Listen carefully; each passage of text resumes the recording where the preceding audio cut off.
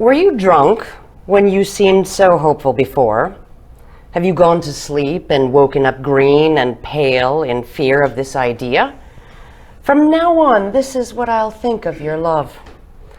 Are you afraid to act the way you desire? Will you take the crown you want so badly, or will you live as a coward, always saying, I can't, after you say, I want to?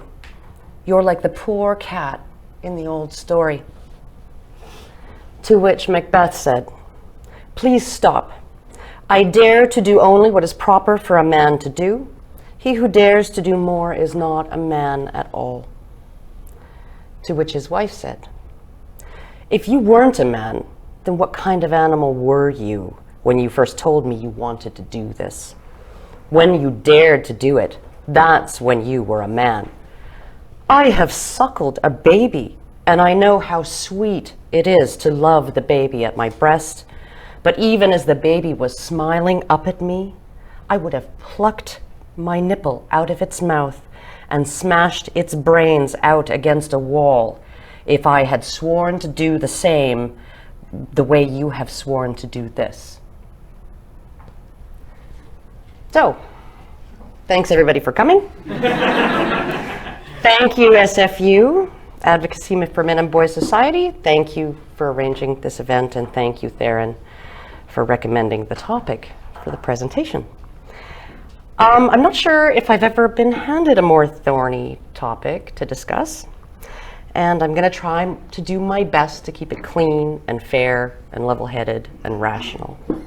I know the opening really didn't seem that way, but Theron had sort of a sauce for gooses and ganders in mind when she decided that this should be the topic that I discuss, and I really can't blame her.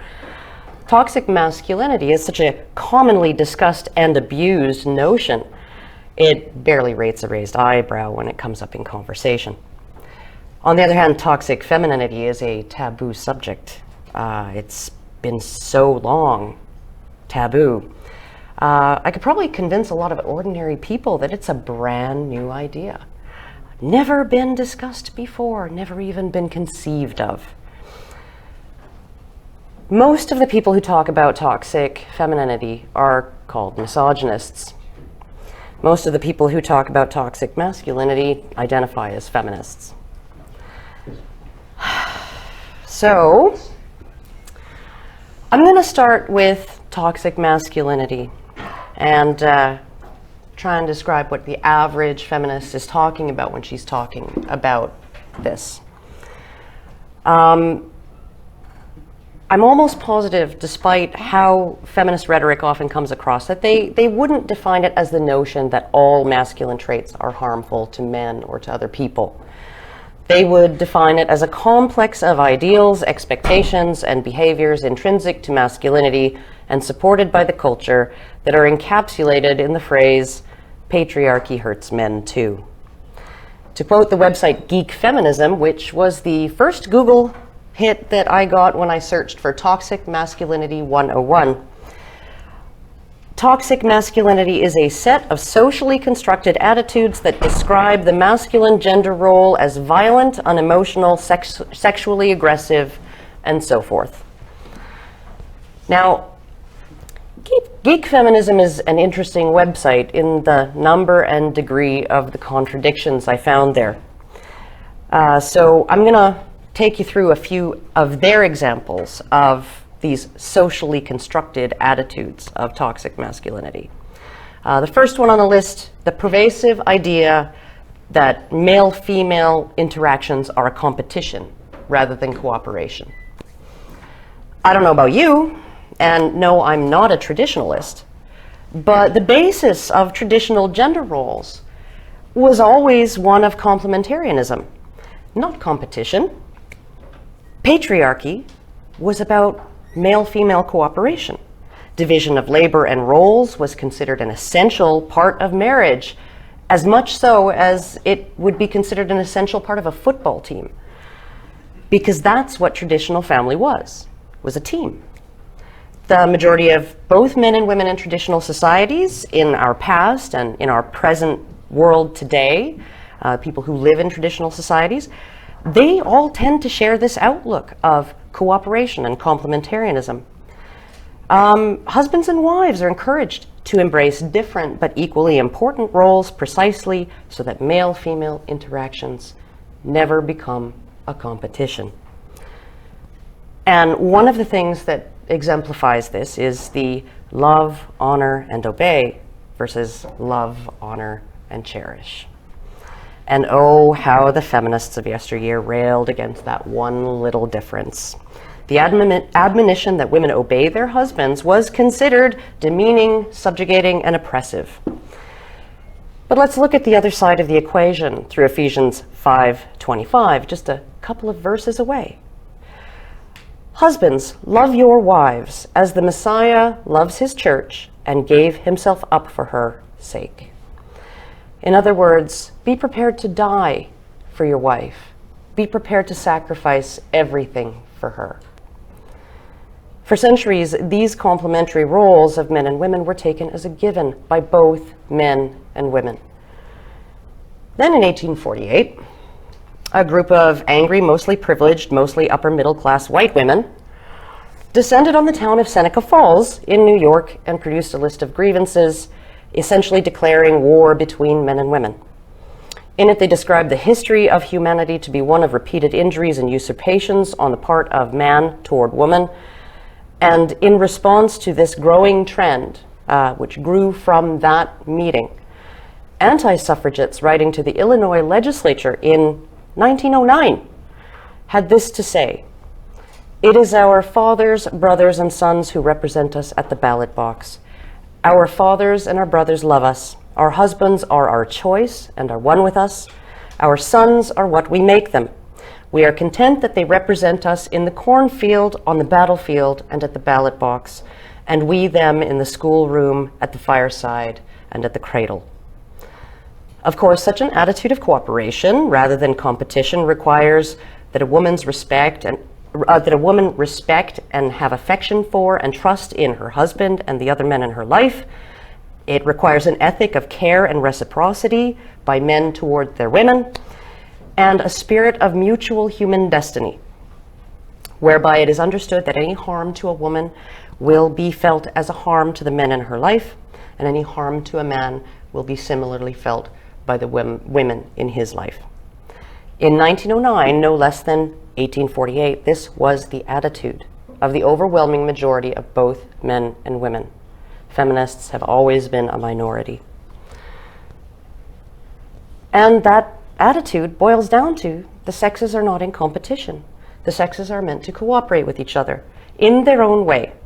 The declaration of sentiments out of Seneca Falls was the opening salvo in what has become 165 years of gender warfare.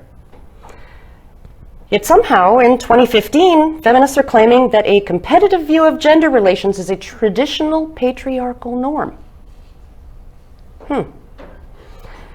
So, next on the list of geek feminism's examples of toxic masculinity, the pervasive idea that men cannot truly understand women, and vice versa, and following that, no true companionship can be had between the sexes. I have one word for you: mansplaining. Or how about this? You have no idea what it's like to be a woman. Check your male privilege. I hear this kind of thing from feminists all the time. I also hear lots of talk about women's common lived experience, sisterhood, and women's ways of knowing, all from feminists. I hear lots of talk about women being able to bring something different to the table regarding politics or corporate boards or questions of ethics and policy, as if men can't be trusted to understand where women are coming from in terms of being capable of representing their interests. Can you guess who tends to talk like that? So, moving on.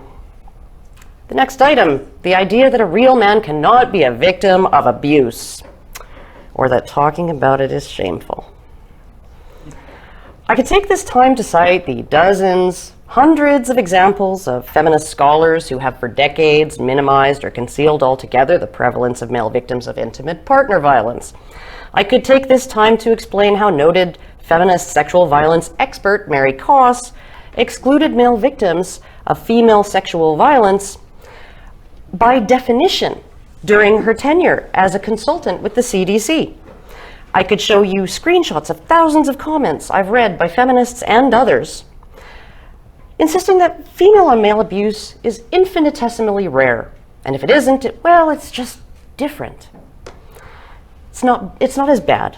It's not institutionalized. It's not systemic. It's not as potentially lethal, and it's not as supported by patriarchy. Or even just because reasons. I could tell you how Erin Pizzey was forced to flee her home and her country by a concerted decade-long harassment campaign by feminists, all for daring to say that women are sometimes violent too, and men are sometimes their victims. And how the mere idea of that inflamed militant feminists to the point of bomb and death threats. I could detail the travails of Murray Strauss and his brave colleagues like Suzanne Steinmetz, who were the first to publish research demonstrating gender symmetry in intimate partner violence, and name what group it was that put them through that gamut of abuse: shunning, blacklisting, threats, false accusations, and career sabotage. But I don't think you need me to. It seems to me that within feminism's paradigm, men cannot be considered real victims of abuse. At least they can't if they want to be considered real men. And they certainly aren't considered equally deserving of consideration and concern. And that talking about male abuse in feminist circles is not considered shameful. It's considered punishable. And if you challenge their attitudes in any real way, you're probably going to get called a whiny, crybaby loser who lives in his mother's basement and can't get laid. That is, you're not a real man. So, moving on. How about this one? Men are just like that. The expectation that real men are keenly interested in sex, want to have sex, and are ready to have sex most, if not all, the time. And here I'm just going to quote feminist Mary Koss's justification for excluding forced envelopment from the category of rape in the CDC's research on intimate partner and sexual violence. Although men may sometimes sexually penetrate women when ambivalent about their own desires, ... Ambivalent about their own desires. Sounds a lot like she's saying, well, they actually really wanted it. They just didn't realize they wanted it, but they pretty much wanted it. The next one. Though not reinforced much in fictional media, in real life, it is widely expected that a man would abandon his pregnant girlfriend and is incapable and/or unwilling to take responsibility. This is a really interesting one, considering they're saying it's a patriarchal, toxic, masculine norm. The traditional function of marriage has always been to accurately identify the fathers of children and hold those fathers responsible financially and practically for the support and well-being of those children and their mothers. Think about shotgun weddings. He'll do his duty by her. Then there's the fact that our entire legal and bureaucratic structure around men and family is poised to assign and enforce patriarchal responsibility for the family. It's money. Even on men who did not consent to become fathers, and appallingly, even on men who did not consent to the act that made them become fathers. Such as the 14-year-old boy in the US who was raped by a 35-year-old woman, a crime for which she served 2 years in prison, and who was then forced to pay her child support out of his paper route. The hard and statistically supported truth is that non-custodial mothers, though less numerous overall, are more likely than non-custodial fathers to be in arrears on child support, are more likely to refuse to pay it altogether, and are at the same time less likely to be jailed for it. And the judges and legislators responsible for all of this, mostly men, progressive and conservative, enforcing traditionally masculine responsibilities on other men. I don't know if you all remember Obama's Father's Day address a few years ago, where he chastised black fathers for being deadbeats. I'm just surprised he wasn't wearing his "This is what a feminist looks like" t-shirt when he did that. The masculinity men expect from each other and the masculinity they have expected from each other for millennia is one that rigidly enforces paternal responsibility. So if it's assumed that men will try and cheese out on that responsibility, it's certainly not allowed. Not under patriarchy, not under traditional systems, not by society, not by other men, certainly not within the feminist realm. And in fact, legal paternal surrender, that is the right of a man to refuse the obligations of parenthood if he did not consent to become a father, is one of the most heatedly opposed policy changes men's rights activists suggest to anybody. It's opposed by the vast majority of both traditional conservatives and progressive feminists. Meanwhile, there are hundreds of thousands of fathers across the West who are financially supporting their children while simultaneously being denied reasonable access to them by their mothers with the tacit support of lackadaisical, apathetic family courts. And what does the largest feminist organization in the US, the National Organization for Women, have to say about fathers' rights groups? They're an abuser's lobby, campaigning for more effective paternal custody and access rights, not out of love for their children or a sense of responsibility to provide them with nurturance and support, but out of a desire to abuse and harass their estranged spouses and partners, or to get out of paying child support. Sounds like toxic masculinity to me.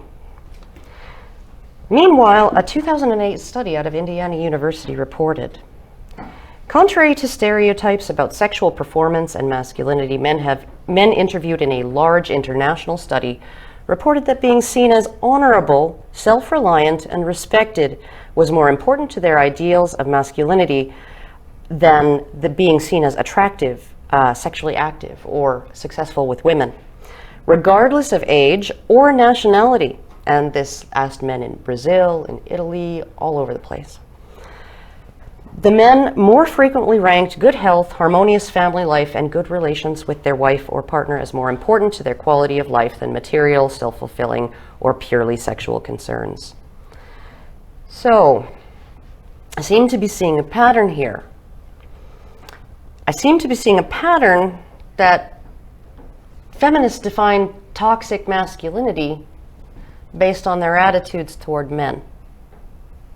Not how men are, not how men behave, not the expectations that men have of each other or that society has of men, but how feminists think of men.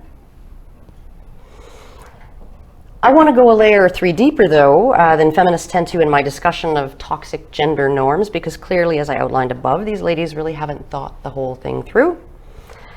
After all, if they oppose toxic masculinity because patriarchy hurts men too and want to change and challenge the attitudes that lead to it, they probably wouldn't be among the worst offenders when it comes to enforcing, endorsing, and normalizing them, would they?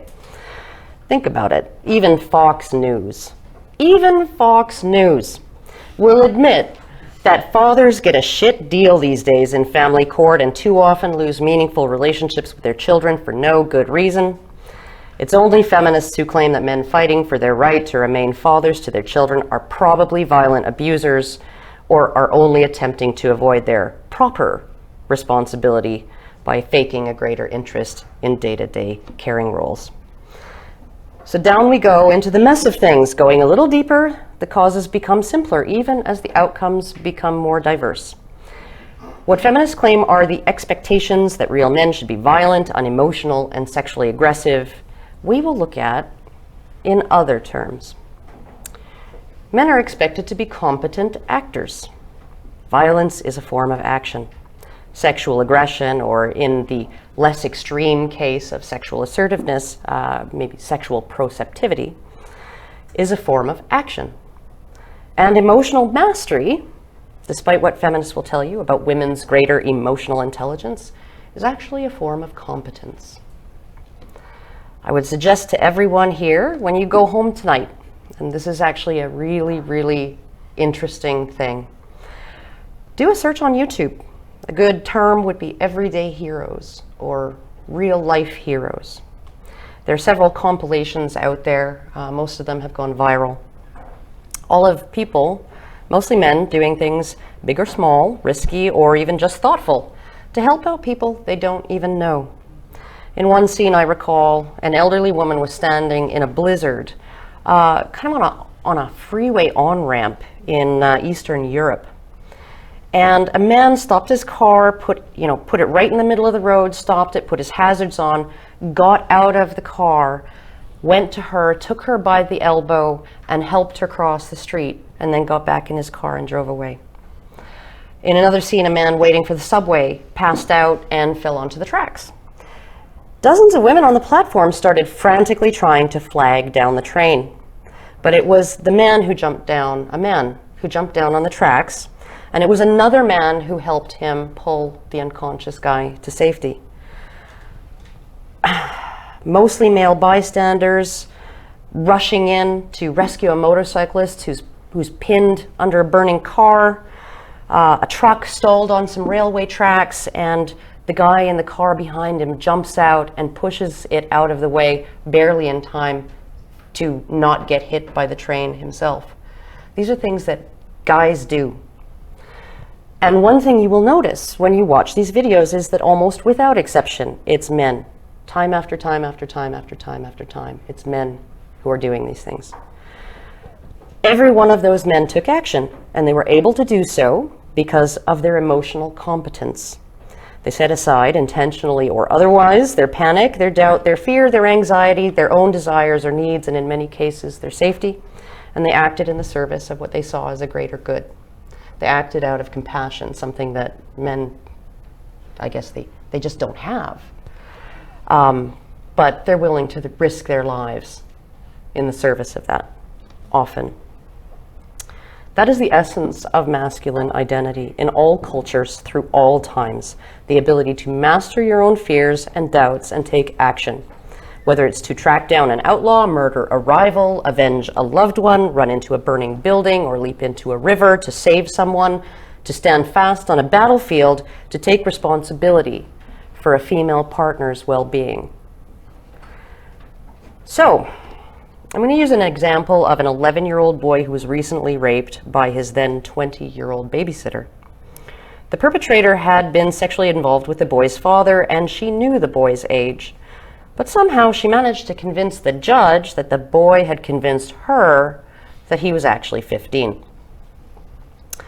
And somehow the father's testimony that his son was, he's sex mad and saw the incident as a notch on his belt was given more weight than the boy's own testimony that he didn't enjoy the experience at all because he knew it was wrong. The woman was given a suspended sentence. Yes, no jail time.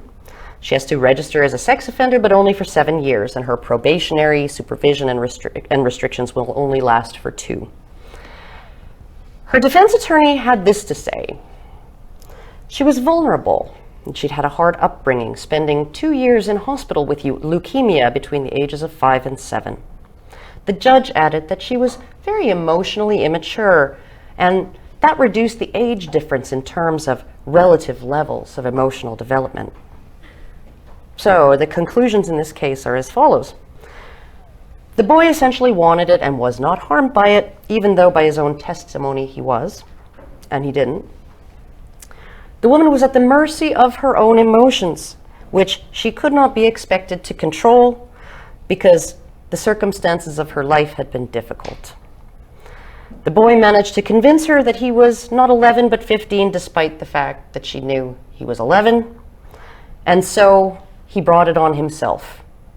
He said, I'm 15, so he caused it to happen.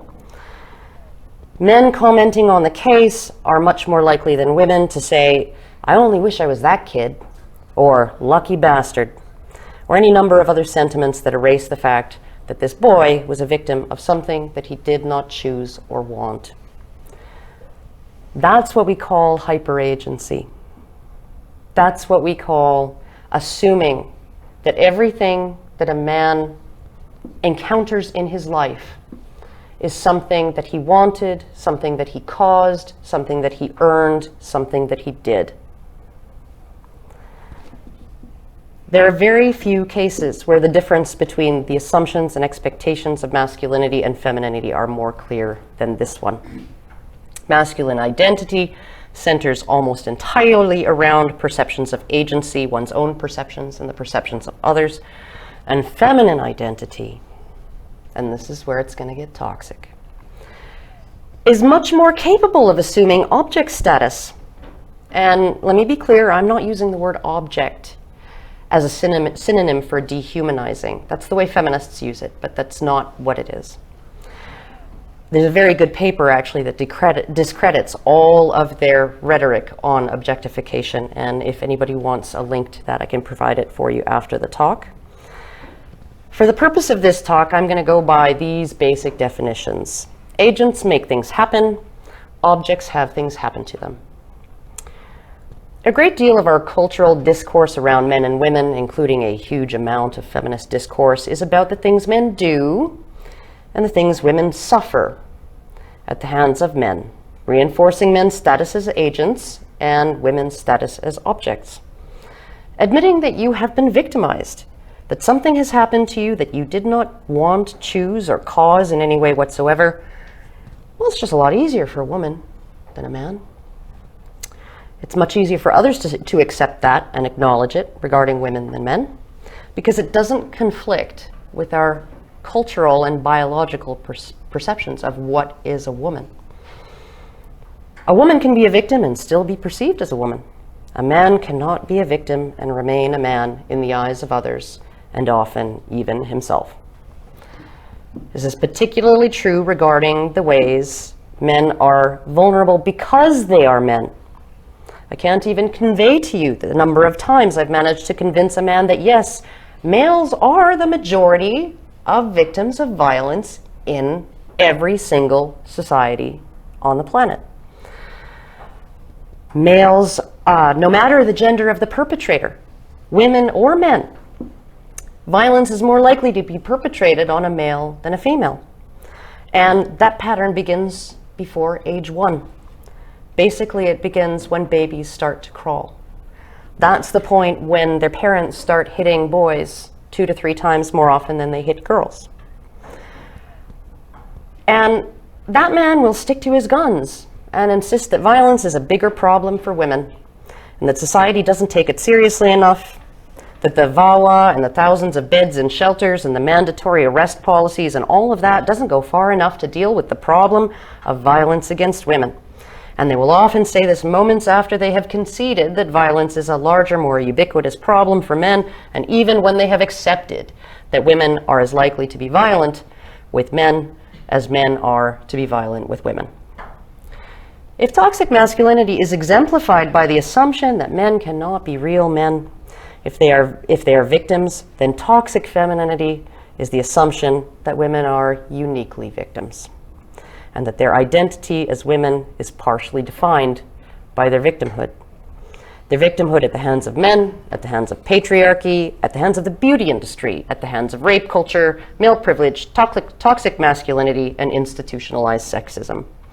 It is the assumption that the multitudes of studies demonstrating that they are often not unique victims, that men are equally likely to be victims of sexual and physical violence, sexist assumptions, negative stereotypes, rigid gender expectations, all of that these studies are wrong or false or problematic or not to be believed. I can't begin to tell you the number of times I have actually convinced a black man that driving while black is actually driving while black and male, and that it would probably never happen to his mother or his sister. And he will admit that. Yeah, that would probably never happen to my mom or my sister. But I still don't think I've ever been discriminated against for being male. And it's probably still harder on my mom and my sister to be black. Anything to not be seen as a victim or a potential victim because you are male, because that, my friends, means that you're not an agent, and therefore you're not a real man. It is women who are acted upon. It is women who are objects who do not act, but rather endure the acts of others. If women are the victim class, then a man who admits to being a victim cannot remain a man. When it comes to interactions with the opposite sex, the tendency is even greater because of that pesky notion that women don't actually do things, but instead have things done to them, while men are the ultimate cause of things happening. what could undermine a man's sense of agency, which is so central to his cultural identity, to his social acceptance, more effectively than being raped by an object, by someone who can't do things, by someone who's seen as ineffective, seen as not an agent. Much better to treat that rape like a notch on your belt and pretend to revel in the high fives. So you can see this in relation to physical violence too. A man hits a woman, there's no excuse that can ever justify it. There's nothing she could possibly have done to deserve it. A woman hits a man, I wonder what he did to deserve that. I bet he was cheating on her. Maybe he was getting fresh with her. All of these actions we will attribute to him in our own thoughts, kind of automatically. That will transform her action into a reaction to some initial action on his part that we imagine he must have done.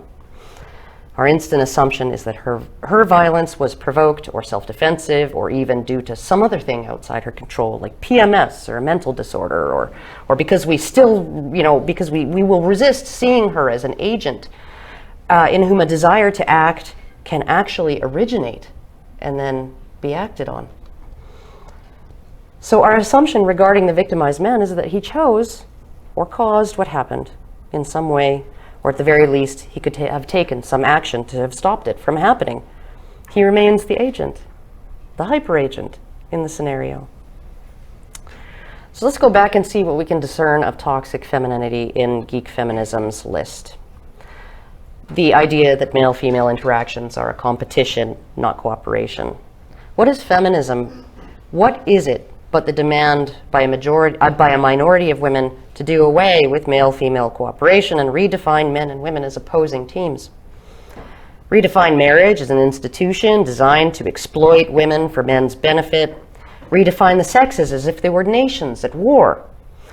The first inklings of this mindset can be found in the Declaration of Sentiments, and they linger even now in feminism's constant lament about wage gaps and the lack of female representation in STEM or on corporate boards.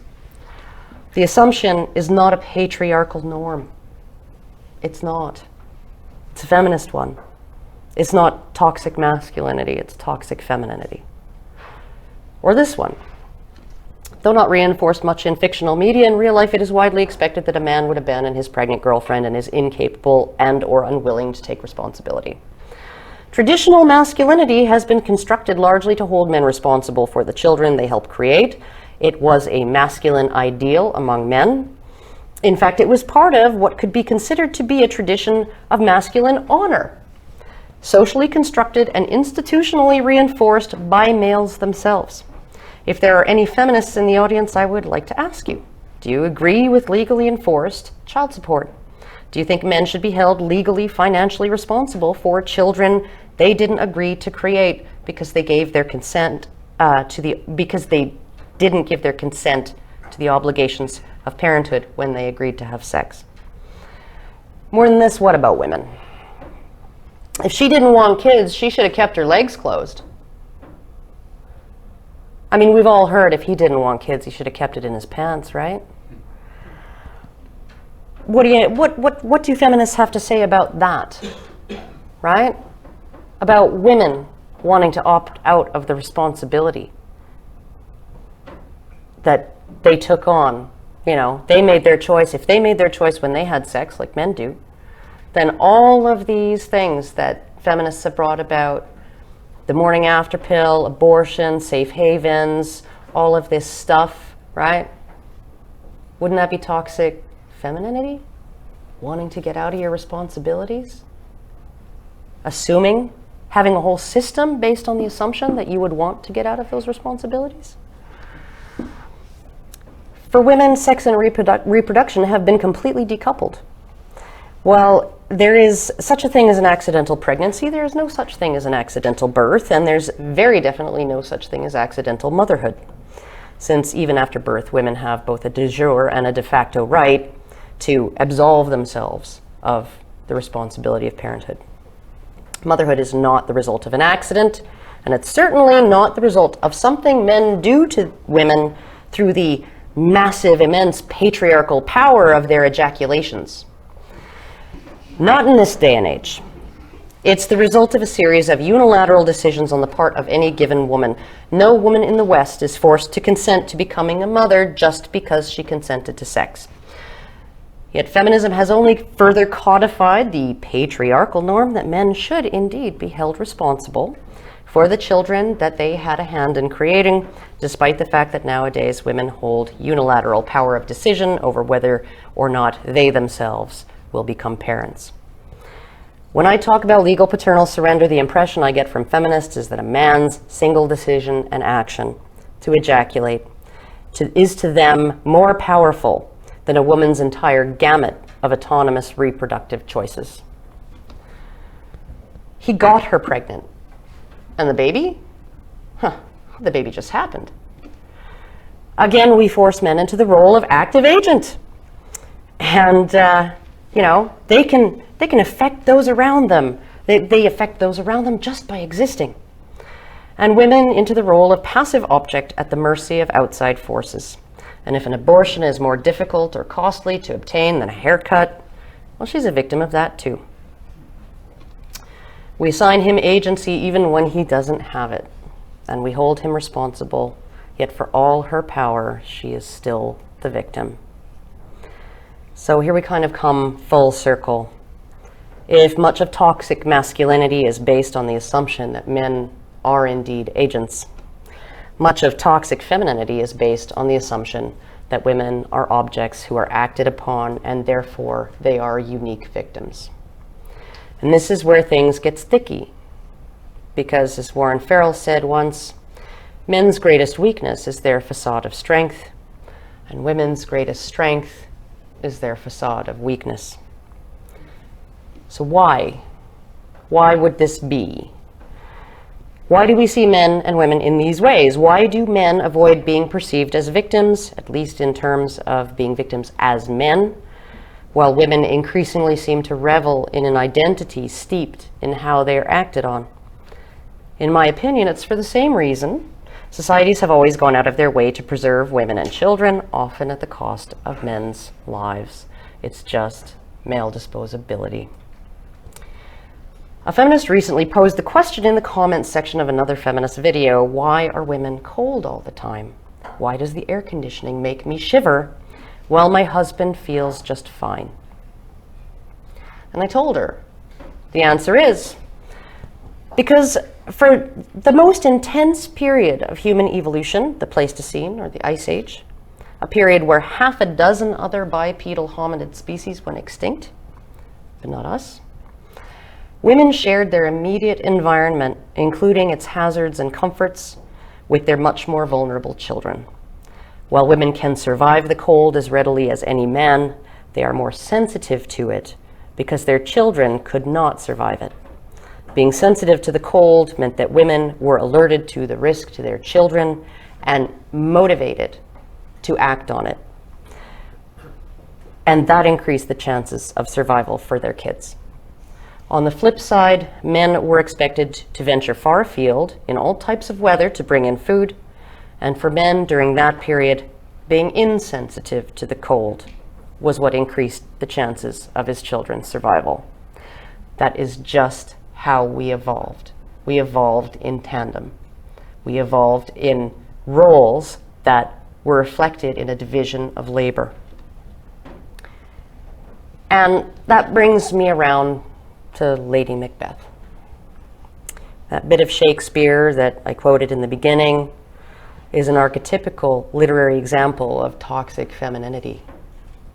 A woman hungry for power and status above her own goads her husband to act on her behalf. She goads him by undermining his masculinity. She goads him through shame. She goads him by revoking his man card. At the end, she goads him by telling him she's more of a man than he is. She's more honorable in her promises and more willing to sacrifice something dear to her in order to preserve that honor.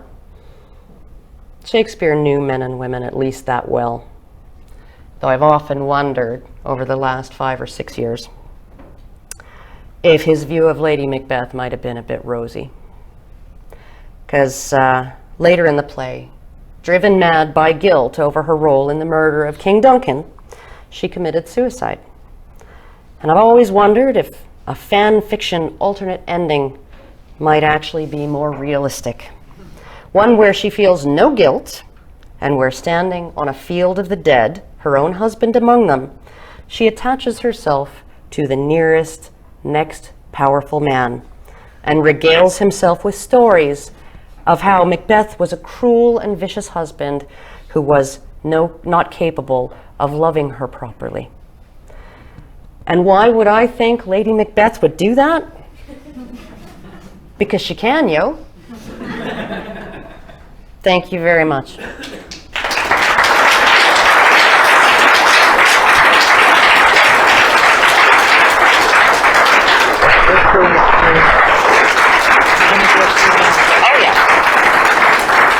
I didn't get too much into the evolutionary psychology of it, but I can in the Q&A, so. We're going to do Q&A, and I'll just facilitate questions. Any questions? Hi, I was just wondering, because talking about the tandem of men and women supposed to be working together, Mhm. how do you see then queer relationships within that, if there's supposed to be this like natural order there? Well, queer relationships are an anomaly. They are a biological anomaly. They just are, and they will operate on a completely different sort of wavelength, I think. And I think honestly, gays and lesbians are lucky in many ways because they don't have to deal with some of the very broad. I mean, like it's a little bit more egalitarian, I think, in a lot of cases, right? Yeah, no, it's one of those things that for centuries, while we were evolving in tandem, for the most part, gays and lesbians didn't really have they didn't really have a space to have their relationships, right? So I don't know whether I'm not quite sure what you're. Oh, it was just like I guess because the assumption being that like so framing it as ego-psych and the ego-psych framework of women and men complement each other very well. Well, they evolved in roles of a gendered division of labor, essentially. And part of that labor was, being pregnant, breastfeeding, having, bearing the children, having them attached to you for up to 4 years in hunter-gatherer societies, right? And men doing, I don't think there's any society that's ever been found where the gender roles were reversed, where men stayed home with the babies and the women went out, throwing sticks at musk oxes and stuff. So essentially, I don't know whether evolution has, the problem with evolution is it doesn't have a design, it doesn't have a purpose, it just is, right?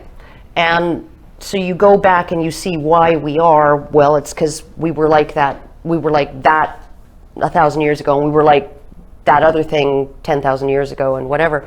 But I kind of envy queer people that they don't have to deal with that, and we don't really need those gender roles right now. I'm not giving a prescriptive thing about traditionalism, because I'm not a traditionalist, but I'm not going to vilify the entire way we evolved. I'm not going to say that was wrong and oppressive and exploitative of women. I'm going to say that it is what it is, and it was what it was. And we maybe need to change some of those things, and relax the roles, but we don't seem to be doing that in a very even and balanced way. So, and I've often heard people say, what men need is for gay marriage to become a thing and be a thing for a while, because it'll set precedents in divorce court, right? In family court, if you've got 2 women or 2 men, it's a little harder to say, the baby goes with the woman, right? It's a little harder to just assume that. And the man is the one who pays. So, you guys, I think we can learn from a lot of the examples that are going to present themselves now that it's become more normalized for gays and lesbians to live openly in relationships with each other, right? You have a chance to lead by example, which is really nice. Anybody else? Next. Over there. Oh.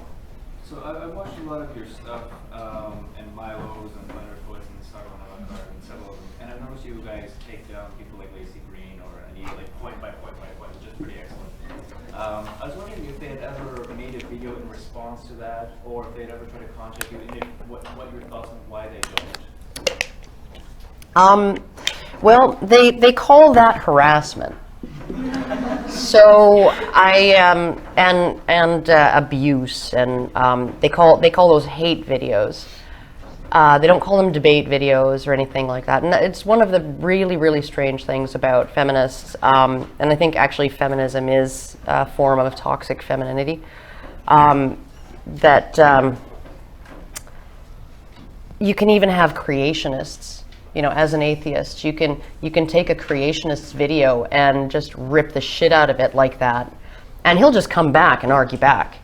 He'll just take your video and he'll answer it, and he'll be mean, and he'll be nasty, and he'll be insulting, and he'll call you a moron or whatever. But at least he'll respond, right? But feminists just will, like so many of them, just will not touch any of that. Anybody, and they especially won't touch it if somebody has a reasonable, rational argument. Like they're much more likely to answer some lunatic who just does a 3-minute screamy rant, where he just name calls, than they are to address somebody who puts out a coherent, rational, calm, polite argument. So, yeah, no, they won't do it. Yes. I'll just follow that up, actually. I watched your debates. Well, I watched all the debates with Kevin Logan. There was a few. I mean, there was Allison, and I guess somebody before that, and then you did it. I mean, it was interesting, but I kind of think it was overkill in the sense that, I mean, maybe he was one of the only feminists. He was. And nothing against him. I'm sure. Oh, he's excruciingly to talk to. I'm sure that he does some okay videos for that sort of caliber, but I mean, regardless, not to be cruel, but like his debating skills are not. They're not really up there. So what do you think about opening up are there a lot of people in sort of the MRA, MRM, anti-feminist sphere that are kind of really about opening up to more debates? Do you think it's... Oh yeah, no, we've been wanting a debate for a long time. I mean, God, it was 2.5, 3 years ago. There was a professor at the University of Alberta, associate professor, Christina Stasia.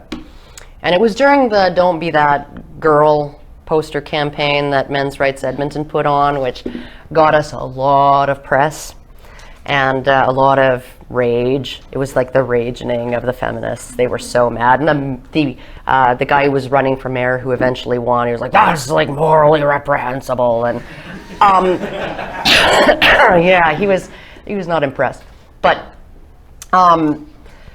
she started tweeting on Twitter that we at Men's Rights Edmonton, they don't show their faces.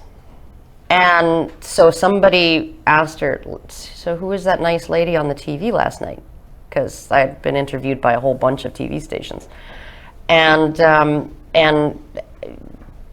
there's pictures of Nick Redding in his Men's Rights Edmonton sandwich board all over the internet, right? Standing on the street in public with a Men's Rights Edmonton sandwich, like without a balaclava on. And so like, and then she says, "What I meant to say was they refuse to debate in public." And so somebody contacted me. It was just some guy from like Wisconsin. He was like a university student. It piqued his interest, right? And he said, "I want to set up a Google Hangout debate between you and Dr. Stasia. Would that be okay with you? I will moderate it." He said, "I'm curious about feminism, right? I don't know much about it, but I'm curious about it, and I'd really like to make this happen." And I said, within 20 minutes, I was like, "Sure, yeah, no problem," right? He spent 2 months trying to get a hold of her, right? Asking her if she would do it. 2 months through every single point of contact, Twitter, Facebook, her professional email, her blog email, everything, right? over and over and over. And then he finally emailed me and he said, she just won't even respond. Like, she won't respond to say no because she doesn't want to look like she's chickening out, I guess. And she certainly isn't going to say yes, right? Like, they just don't want to do it. And there was another feminist group in Edmonton that we actually tried to arrange a debate with, and they were interested at first. And then we said that we wanted to have it filmed and have it uploaded, unedited, to the internet. And then they were like, no, we don't want to do it anymore. Any questions? Yes? So how do we get people to see themselves more as active agents rather than passive objects? And have you seen anyone make that transition through your activism? I've seen women actually embrace their agency quite a bit. It's one of the things is that you actually have to embrace a whole new way of thinking, right? And it has to come from you. And even as you're doing it, right, the entire culture is going to think that you're wacky, right? You're as a woman, right? I get this question all the time, right? I don't understand why you do this, right? You're divorced, you got kids, you got an ex, you blah blah blah. Like, I don't understand why you're not a feminist. I don't understand why you didn't take advantage of family court. I don't understand why you don't collect child support. I don't get it. Like, this is all there for you. Why aren't you taking it? And I usually answer that by saying I never defined the word justice as whatever benefits me, right? But there's an expectation on the part of society that you're going to behave a certain way. And I think people really admire women who are, embrace their own agency, embrace their own power, take responsibility for their actions, hold themselves accountable. And it takes more work than it does for men because nobody else is going to hold you accountable. You have to do it yourself, right? Everybody's holding that guy accountable. Purple shirt? What the hell? What kind of man are you? So. Do you care to comment on the last election? On the last election, like the Justin Trudeau thing? Yeah, and how that might impact the perpetuating toxic masculinity. It's better than the alternative. Like, the alternative was, I was looking out in my neighborhood. This is the first federal election that I've voted in 14 years, right? I don't vote. I only ever vote municipal because municipal, my vote counts, right? And federal, I just never bothered. But this time I did, because every time I'd leave the house to drive my kid to school or go to the grocery store, all I saw was orange signs everywhere. And I really didn't want that. I really didn't want to live in an NDP majority province in an NDP majority country, right? But yeah, Justin Trudeau, well, he thinks Gamergate's a hate movement, so... And he thinks that all good people should stand against it. So he can't be all bad. I don't have high hopes. Yeah. What do you think the public perception is going to be of the Red Pill documentary when it gets released? Well, I have the feeling that it's going to be a very fair movie, a very fair treatment. I've talked to Cassie a few times, right? And she seems really genuine, and just given the fact that she could have taken money from feminist foundations and had it funded no problem, so long as she gave them creative control over the project. And she declined to take that money and needed to do a Kickstarter. I think she's really interested in doing a neutral, balanced look at things. I think that it's going to resonate with a lot of ordinary people, right? It seems to me that every time I'm on a plane, or every time I'm waiting at the airport, or every time I'm just, somebody says, oh, where are you going? And I say, oh, I got to go give a speech. And then they say, oh, about what? And I tell them, and I just come right out and tell them. I'm an anti-feminist, and I talk a lot about, things like fathers' rights to see their children and things like that. And the first thing out of their mouths will be like, well, about time, or it'll be, you know, oh, my son hasn't seen his kids in 2 years, right? And I haven't seen my grandchildren in 2 years, or something of the sort. When I told my, ages ago, when I told my boss what I talk about online, and he's this like huge 7 foot, tall, well, 6'7", 6'8", guy with one of those faces like, you know, when playoff hockey and the coach is behind the bench and he's just like completely poker face, but he's chewing gum all the time. That's what my boss is like all the time. And like he's convinced me that I was fired several times, and then, you know, when I'm like, what? And he's like, yeah, no, and walks away. Like your heart goes this way and your stomach goes that way, because he's so convincing. But I told him what I did, and he went, huh, and he walked away.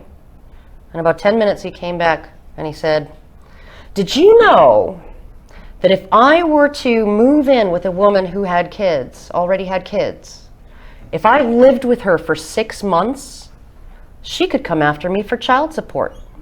And I'm like, yeah, I know. That's why I do this. So, I mean, people know. They know all of this stuff. They just don't know that everybody else knows, right? And it's not socially acceptable yet. I don't know anything about you. I was invited here by a cafe. Can you tell us a little bit about, you know, where you've come from and how you got to this way of thinking, and some direction or some ideas for fathers who haven't seen their kids for 2 years or 10 years? Oh, God. I don't know if I can give that direction. You know, I'm not a legal expert. I'm not a psychologist or a therapist. I think what men who are in that position most need is somebody who understands them and what they're going through and is compassionate but not pitying. Men have a hard time when they feel like somebody pities them, typically, usually. As far as me, I'm just a regular person. I graduated high school, grew up with working class parents, started working as a cook, then worked as a waitress, had 3 kids, got married, got divorced, found this stuff online, got interested in it, did a whole bunch of research. I obsessively researched. And actually Cassie said, Cassie J, the documentarian, said, when she initially contacted me, she said she was actually just looking for information on rape culture because she heard everybody talking about rape culture, and she thought she might do her next film on rape culture. And she stumbled across A Voice for Men, and the moment she started reading it, she said she read obsessively article after article for about 3 days. Right, and that's kind of the experience that I had. Just, it wasn't A Voice for Men, it was a different website, but I read article after article, and some of the stuff that they were saying was really harsh, right, these guys on these websites. But I mean, like, they're going through so much, some of them, and they're going to be angry, and it was just, I just found it was really interesting. And I think that maybe I have when I see people who are angry and lashing out, I have a little bit of a compassionate response to that. Like, I want to understand why they're mad. It's not something that, you know, shuts me down and closes my ears. So I think that's probably why I got so interested. And then once I started doing it, like once I started writing about it, I got popular, and then feminists all started calling me a man. And because no woman would think the way you do, and then I went and put my face out there, and then I really got popular, and now I feel duty bound to do it. Right? When you have men emailing you and saying you're the reason I didn't commit suicide, right? Was I stumbled across one of your videos, and now I feel like somebody gets it, somebody understands. You feel like you have a responsibility to continue. So. I was just curious, do you think people would be as successful listening to you if you were a man speaking the same? A man speaking the same thing? Yeah. Booed out of the building. Booed out of the building. And because, I mean, this is sort of a friendly audience. You guys are all aware of what I'm talking about here. You know, nobody's sprung anything on you. You're not going to be shocked by what I say. But I've gone in front of, like yesterday, in front of audiences of libertarians who none of them have heard of any of it. They've never thought about it, right? And they seem to react just fine to me. But I've also had men email me, even men email me and say, I stumbled across one of your videos, and I just want to say, you know, like, I was really mad for the first 5 minutes watching it. And if you were a guy, I would have just clicked away and I wouldn't have listened, right? So, I mean, it really does temper the message when it comes out of a woman's mouth. It makes it less scary. I can get away with saying way more controversial things than most guys, so it's nice. Yeah. I was just realizing that for most, if not all, male dominance, I guess, spaces or fields like, you know, video gaming, STEM, politics, you see like feminists sort of claiming that pretty much most if not all of these places are very sexist and hostile against women. Mm-hmm. But no, of course, no, you know, female dominant fields, that doesn't ever get mentioned. Do you feel like that's another example of like hyper-agency? And Oh, yes. If so, like, what do you think, if anything, should be done about such claims, attacks, I guess? Oh, I think the best thing you can do is actually point out that it's happening. Like that's really that essentially when feminists, and it's really annoying because there are some women out there, right, who thrive in those spaces. They love those spaces. They don't want those spaces to change. They don't want the shit talking to stop when you're playing, you know, Call of Duty or whatever, right? They don't want to not be able to, you know, kind of dish it out and take it and the whole bit. They don't want it to change. They like it like that. And feminists then come in and tell the world that those women are victims of that space, right? And they're literally objectifying these women. They're taking these women who are happy in the space, who feel like this is a space that suits me, and they're saying those women are victimized by that space. They are the victims. And so I think the more you can point that out, and the more women especially point that out, right, that yeah, and no, I don't have internalized misogyny, and no, it's not only that I just haven't been properly trained to spot misogyny. Like the guys that I'm playing Team Fortress 2 with, they don't hate me, right? And they're really not any meaner to me than they are to each other. I mean, we're just having fun here. So essentially, I think that's the only thing you can do is just point it out when, you know, women, if you're in a space that's male dominated and feminists decide that they're going to speak for you, just tell them you don't speak for me. That's all you got to say. You do not speak for me. So. My question is in regards to like the phenomenon of SJWs or social justice whiners. Warriors, sorry. Social justice wieners, you mean? Yeah, wieners. And this aspect of political correctness. A few years ago with the internet, like, you know, I just used it for email and videos and stuff, but I noticed that they have never had this voice or never been this loud until recently. And a lot of SJWs come into all types of websites, and they will cause trouble and get people blocked, get people kicked out, shut down sites. So internet, you know, it can be a dark and dingy place sometimes, but there's a lot of good things about it. So my question to you, your personal opinion, is what changed suddenly from a few years ago where everybody would just brush them off, be like, oh yeah, whatever, you don't know what you're talking about, to giving them this power, this complete, and like, I think of Jessica Valente for constant, and Lacey Green, like, they are, how did they come into power so quickly? No idea. Allowing it? No idea. I think, I mean, because it's really bizarre. Because whenever they do polls, right? They find that people who identify as feminists are in a minority, and people who identify as sort of social justice-y, activist-y, kind of really, that's social justice is like the most important thing that I'm going to talk about online and blah, blah, blah, right? They were in a minority, and I don't know whether they're just really good at making people think there's lots of them. And I mean, like, there's this guy online, he's kind of a bit of a stalker of mine. He's not a feminist, he's not an MRA, he's just a lunatic. And he follows me from place to place, and he leaves these horrible comments and stuff. And I think that guy, and he's got a very distinctive way of commenting, right? And he always refers back to the Manhood Academy guy. Right? Okay. And so you can tell it's him. It doesn't matter what the username is. You can tell it's him. And that guy's got to have 150 sock accounts. And if you didn't know better, you'd think he was Legion. Right?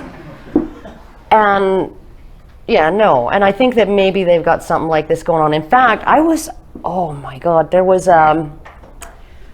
it was a press release about some hashtag that had been hijacked, some feminist hashtag that has sort of been hijacked by people who think feminists are doofuses or whatever, right? And, some trolls, some MRAs, some people who are just like, these women are crazy, or they like, this is stupid, so I'm going to make fun of it. So it got hijacked and it got started using for the opposite purpose of what it was intended for. And so they did a press release, the organization that came up with this hashtag, and they actually recommended their members, if you don't feel safe, because what we need you to do is we need you to like tweet bomb, right? You need to hashtag bomb, so that we take back control of the hashtag, so that more of the tweets represent our idea of this hashtag than the trolls, right? If you don't feel safe tweeting under your regular account, feel free to make some sock puppet accounts, right? Some alternate accounts, and do it that way, right? So I mean, like, they're actually recommending that they make alternate sock puppets. Masculinity so fragile? I think so, maybe. I don't know. I don't know if that was the one, but yeah. So. In this digital age where pretty much everyone can be their own celebrity, like, looking at both sides of this argument, do you think we're just breeding like a whole generation of professional victims? Oh, we started breeding them a long time ago.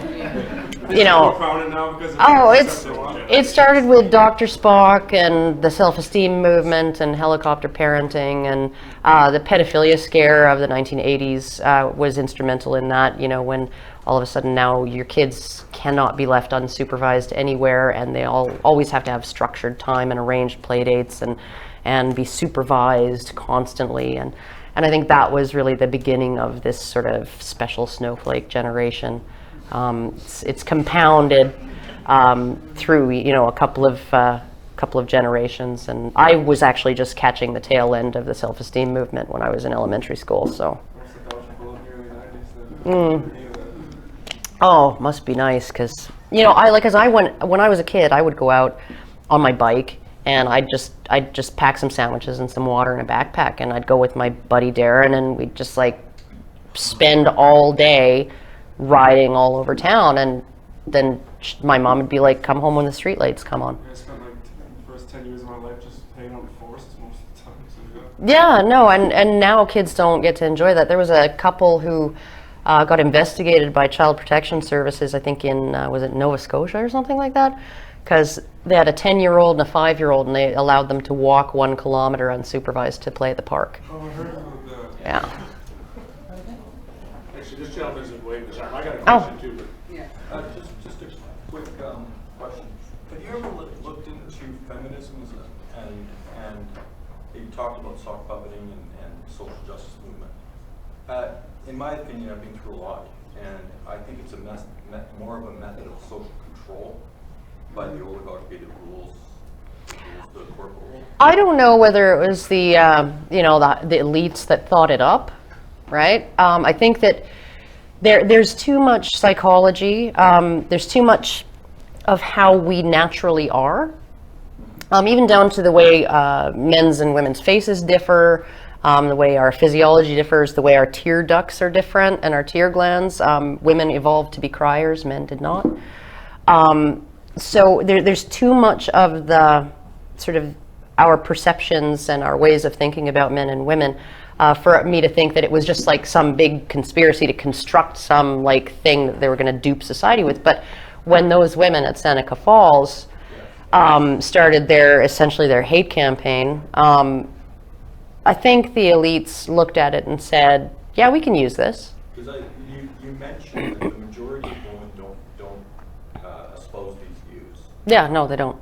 But I mean, it's like feminist groups are funded by the government. They're funded by the Rockefeller Foundation, Bill and Melinda Gates Foundation, and all of these other things, right? All of these powerful people. There seems to be an attack on personal freedom and free will in society coming from every angle. And this is one of the oldest, in my opinion.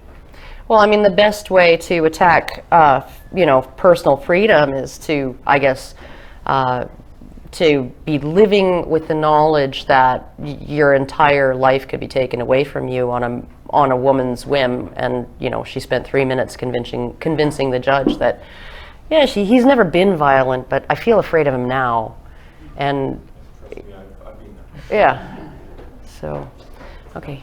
Yeah, first of all, I want to say I enjoyed your presentation. Oh, I've seen some of thanks. your videos. Thank you. And competition absolutely kills relationship, as you alluded to. And a lot of this dialogue and conversations going back and forth seems like more competition. And I don't see it as being a real solution. And I'm wondering if you have any ideas on how we're going to get out of this mess that's been created over the last 50, 100 years. Well, I think women are probably going to have to be the vanguard, and I mean, it's a real shame, but when you have a situation where if a man is going to, if he's going to talk about feminism and the fact that it's unjust, right, or it's not about equality, it harms people, it harms men, it harms children, whatever. He's either going to be, people are going to say he's dangerous, right, and angry, and he's not going to get any sympathy. Or they're going to say he's a whiny man baby, and he's not going to get any sympathy. Or he's essentially a privileged man who's just looking to hold on to his unearned privilege, in which case he's not going to get any sympathy. So in order to, women are going to need to break the ice. We're going to be the icebreakers. Men need to actually start advocating for themselves, but honestly, a friend of mine said that women sort of need to be human shields for men who want to do this kind of work, who want to raise awareness. We have to be the bulletproof vest for you guys, because they're not gonna come after us the way they come after you guys. I mean, we picked the name honey badger because the honey badger is renowned as the most fearless animal on the planet and all that. But you don't have to be fearless to do this as a woman. You really don't.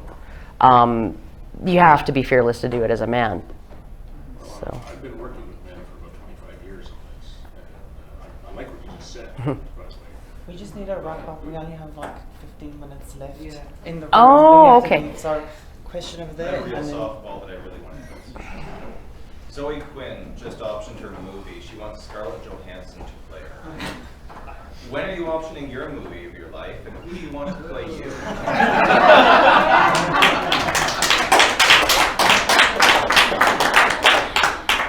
Well, I'd say Charlize Theron, except for that I think she's the same age as me, and it'd have to be somebody, I don't know. What kind of question is that? I'm only saying because she looks good with short hair. I have no idea. Oh, Emma Watson. Go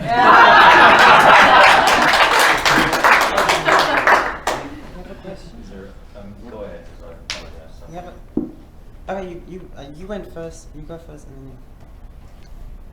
I've noticed that one of the reasons why these debates happen is because people are dumb. And they don't use facts to make their decisions. They're not objective. The vast majority of the population is subjective.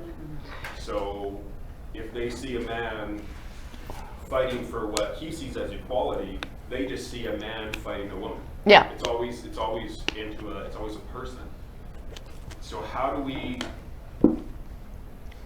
get out of that when, you know, almost everything is self-interest, emotional responses, and in some ways delusions? Oh, one of the toughest things about that, and it's really, really difficult. The best way that I've found is to choose a public space, like the comments section of an article or a video or, you know, a forum or something like that.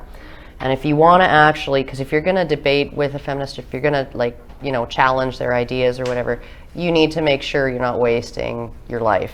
And if you're trying to convince them, you're probably wasting your life. You're there to convince the other people, the people that are watching, the people that are reading, the people that are listening, in which case you stay calm, you stay rational, you present your evidence, right? And when they start coming back with insults and yelling and throwing tantrums, then the silent people that you can't see, the invisible people reading that comment thread, they're going to make the right, you know, unless they're another feminist or another, you know, unless they're like too far gone. But essentially, the really difficult thing about what you said about people reasoning with their emotions, essentially, is that in academia, that's now seen as a legitimate tool of analysis and discourse, right? It's the subjectivity is seen as, you know, in postmodern philosophy, subjectivity, unique experiences. There's no objective truth. There are no human universals. All of these things that my reality is real, right? Even if I'm thinking that, like, my neighbor's dog is telling me to kill people, you know, that's real to me, and how dare you imply that it's not real? And in feminist ethics and feminist philosophy, like, they've essentially codified the ad hominem attack as a legitimate form of debate. It's called problematization. Go look it up. Standpoint theory, like, it really is impossible when you have emotional reasoning accepted as legitimate within scholarly discourse. Now you're just off in the weeds. Now, why would you even be objective? Because they can just cancel it out by saying, you made me cry, you're wrong, right? I mean, like, that makes me feel bad. You know, it's ugh. I don't know how we're going to dig our way out. Can we go to the next question? One more.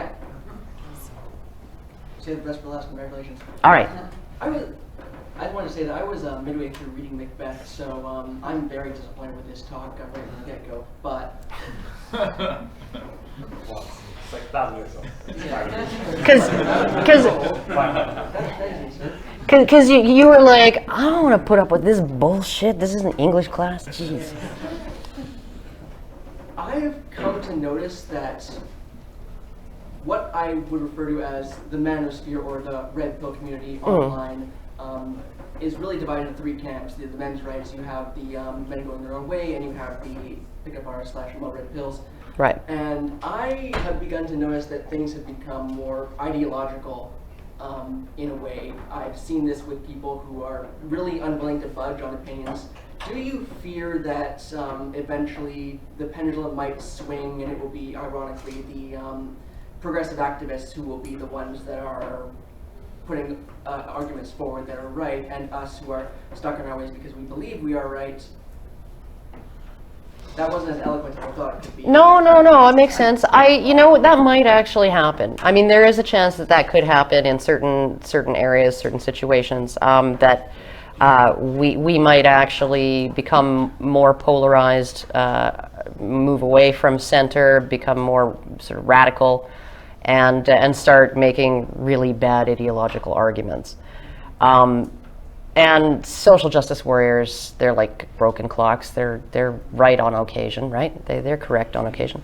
But I think that I wouldn't worry about it so much because of, you know, the Evo Psych that I didn't quite really explore the way I wanted to here today, but it was just going to go too long. Because of that, I don't think we're ever going to get to a point where the pendulum swings in men's favor and women become horribly oppressed, and I don't think that's ever going to happen. In fact, I don't think we're ever going to have real equality in the areas where men are marginalized right now. We're going to have a correction, right? But it's not going to go all the way to bang equal treatment under the law. It's never going to do that.